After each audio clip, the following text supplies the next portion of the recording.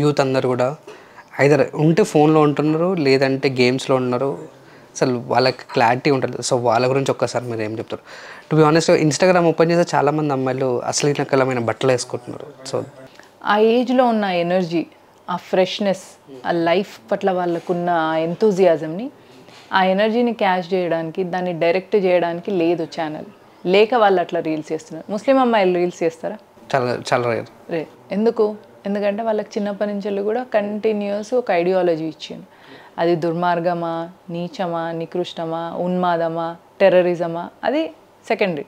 ఏదో ఒకటైతే ఇచ్చిండ్రు కదా, దాన్ని పెంచుకుంటూ వెళ్తారనమాట. అంటే ఇప్పుడు ఫర్టైల్ ల్యాండ్లో ఒక సీడ్ వేస్తే అప్పుడు అది చిన్న చిన్న మొక్కగా మెల్లమెల్లగా పెరుగుతుంది. నువ్వు ఫర్టైల్ ల్యాండ్ని ఫర్టైల్గానే ఉంచినావు, ఏం వేయలేదు అందులో అంటే ఎట్లా? ఆ ల్యాండ్ అట్లనే గాలికి అటు ఇటు పోతుంటుంది, వర్షానికి తడుస్తుంది, ఎండకి ఎండుతుంటుంది. కాబట్టి పిల్లల లోపల ఒక సిద్ధాంతాన్ని నింపాలి. అది మన సివిలైజేషన్ పట్ల కమిట్మెంట్ కావచ్చు, లేదా ఒక ఇష్ట దేవతను వాళ్ళకి పరిచయం, అంటే ఒక ఇష్ట దేవతను వాళ్ళకి పరిచయం చేయించి, ఒక మంత్ర దీక్ష ఇప్పించి, వాళ్ళు రెగ్యులర్గా ప్రతి సంవత్సరం ఒక మండలం రోజుల దీక్షలో ఉండడం కానీ, లేదా ఇందాక చెప్పినట్టు విహెచ్పిలో బజరంగదళ్లో జాయిన్ చేస్తే ప్రతి వారం వెళ్ళి అక్కడ నేర్చుకొని భరతమాత పట్ల కమిట్మెంట్ వస్తుంది. అది కూడా ఒక సిద్ధాంతం. ఆ ఫర్టైల్ ల్యాండ్లో అది కూడా ఒక సీడ్ పెట్టినట్టే. ఆ ఫర్టైల్ ల్యాండ్లో పెట్టిన సీడ్ ఏదైతే ఉందో అది పెరిగి పెద్దయి ఒక వృక్షంగా అవుతుంది. అందుకే ప్రపంచం కూడా భారతదేశం వైపు చూస్తుంది. ఒక స్పిరిచువల్ కాన్షియస్నెస్ కోసం కానీ, లేదా what is life, why am I born, who am I అని ఇట్లాంటి ఆలోచనలు వస్తుంటాయి కొందరికి. వచ్చినప్పుడు దానికి ఇస్లాంలో, క్రిస్టియానిటీలో మీకు సొల్యూషన్ కానీ ఆన్సర్ కానీ దొరకదు. You will get solution or answer only in Hindutva. ఆధ్యాత్మిక చింతన అనేది మన ధర్మంలోనే ఉంటుంది. Why are you born the way you are born? మీరు ఎందుకు ఇట్లా, కొందరు హైట్ ఉంటారు, కొందరు పొట్టిగా ఉంటారు, కొందరు నల్లగా ఉంటారు, కొందరు తెల్లగా ఉంటారు. ఎందుకు? ఆ తల్లిదండ్రులకు పుట్టినందుకు. మరి మీరు ఈ తల్లిదండ్రులకే ఎందుకు పుట్టింది? ఎందుకంటే పాస్ట్ లైఫ్లో మీకున్న దాన్ని అకార్డింగ్గా మీరు ఈ లైఫ్లో ఈ పేరెంట్స్కి పుట్టింది. కర్మ. ఇది మీకు ఇస్లాంలో, క్రిస్టియానిటీలో ఉండదు. ఎందుకంటే అక్కడ ఒకటే వన్ లైఫే, అంతే. ఈ లైఫ్ ఒకటే. ఈ లైఫ్ అయిపోయిన తర్వాత ధర్మం వాళ్ళ మత వ్యాప్తి కోసం పనిచేస్తే నెక్స్ట్ స్వర్గంకి వెళ్తావు. అదెంత అనాగరికంగా ఉంది, అన్సివిలైజ్డ్ ఉన్నది చూడండి. దీనిలో నేను మిమ్మల్ని క్వశ్చన్ చేయొచ్చు. మీరు ఈ పేరెంట్స్కి పుట్టినరు, ఎందుకు పుట్టినరు? మీకు ఈ పేరెంట్స్తోనే అకౌంట్ ఉంది, మీరు ఇలాంటి లైఫ్ లీడ్ చేయాల్సిన ఉంది కాబట్టి, డెస్టినీ మీకు ఉంది కాబట్టి ఈ పేరెంట్స్కి పుట్టినరు. మీరు ఎంతోమంది అమ్మాయిలను చూస్తారు కాలేజ్ లైఫ్లో, కానీ you will get married to one person. ఎందుకు ఆ పర్సన్ని ఎందుకు పెళ్లి చేసుకుంటారు? ఎందుకంటే మీ సంపద పట్ల కానీ, మీ టైం పట్ల కానీ ఆ పర్సన్కి హక్కు ఉంది. ఎట్లా ఉంది? Because of your past life కర్మ విత్ దట్ పర్సన్. ఓకే. పిల్లలు కూడా మీరే ఎంత ఎవరికి బాకీ ఉంటే వాళ్ళే మీకు పిల్లలుగా పుడతారు. Again, it's a karma. Because you make money, your hard-earned money goes to that child. ఎట్లా వెళ్తుంది ఆ చైల్డ్కి? Because you owe to them. That is కర్మ.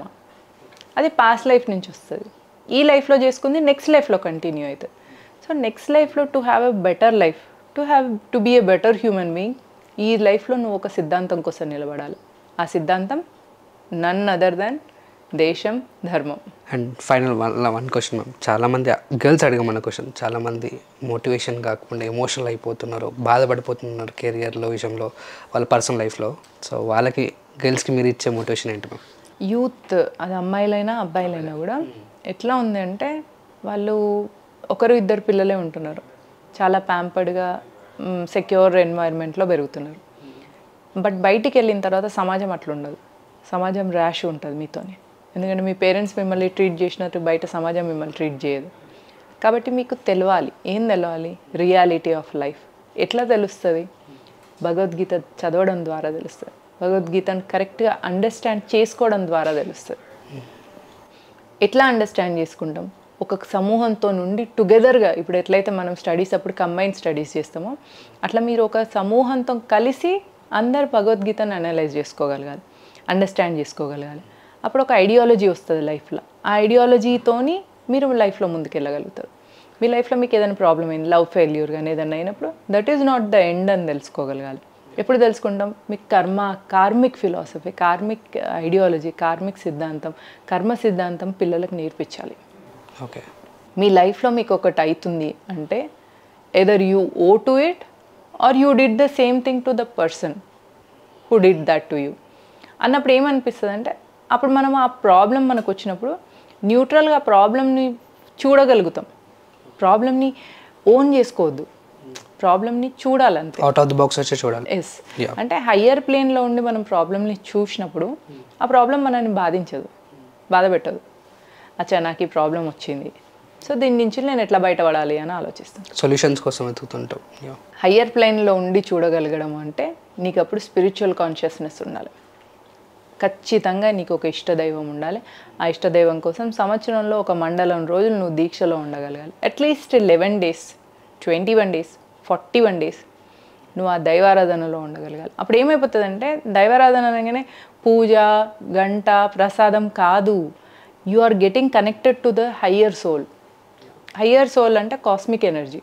ఆ కాస్మిక్ ఎనర్జీతో నువ్వు కనెక్ట్ అవుతున్నావు అంటే నువ్వు నీ చుట్టుపక్కల ఉన్న ప్రాబ్లమ్స్ని, చుట్టుపక్కల ఉన్న సొసైటీని, ఈ లైఫ్ని అండర్స్టాండ్ చేసుకోగలుగుతావు. When you understand this life, అప్పుడు లైఫ్లో వచ్చిన ప్రాబ్లమ్స్ని నువ్వు సాల్వ్ చేసుకోగలుగుతావు.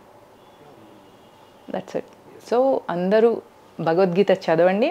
కంబైన్డ్ స్టడీస్ ఎట్లయితే సబ్జెక్ట్లో చేస్తారో అట్లా భగవద్గీతను కూడా కంబైన్డ్ స్టడీస్లా చేసుకోండి. నీకు దీన్ని బట్టి ఏమర్థమైంది, నీకు దీన్ని బట్టి ఏమర్థమైంది, దీన్ని నీ లైఫ్లో ఎట్లా అన్వయించుకుంటావు అంటే మనం ఒక ఫార్ములా తీసుకున్న తర్వాత దాన్ని అప్లై చేసుకోగలగాలి. How do you apply Bhagavad Gita in your life, how to apply when you get a problem అని నీకు తెలుసుకోగలిగినప్పుడు లైఫ్ని ఎంజాయ్ చేయగలుగుతాం ఫస్ట్ థింగ్.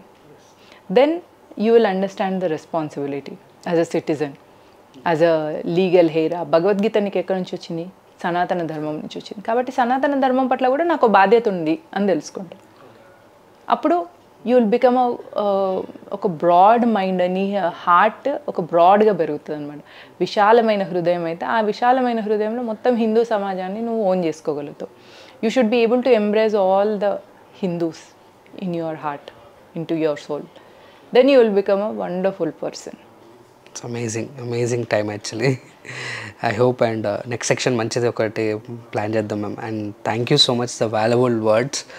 చాలా మంచి విషయాలు చెప్పారు. Pleasure is mine. మీ ద్వారా నేను యూత్కి నా మెసేజ్ వెళ్ళిన, యూత్లో చైతన్యం వచ్చి దేశం గురించి, ధర్మం గురించి వాళ్ళు తెలుసుకోగలిగిన ఈ ఎఫర్ట్ అంతా దానికి ఒక ఫలితం వచ్చిందని నేను నమ్ముతాను. Thank you once again. Thanks a lot ma'am. గది ముచ్చట, టాటా సీ, బాయ్. హలో, తెలుగు రాజ్యం ఛానల్ చూస్తున్నారా? సామాజిక, రాజకీయ, జీవన చిత్రణే తెలుగు రాజ్యం. అతిశయోక్తులు, అసత్యాలు ఉండవు. రాజకీయ కోణం కాదు, ప్రజా కోణమే కొలబద్ద. తెలుగు రాజ్యం వీక్షణ మీ ఉత్తమ అభిరుచికి నిదర్శనం.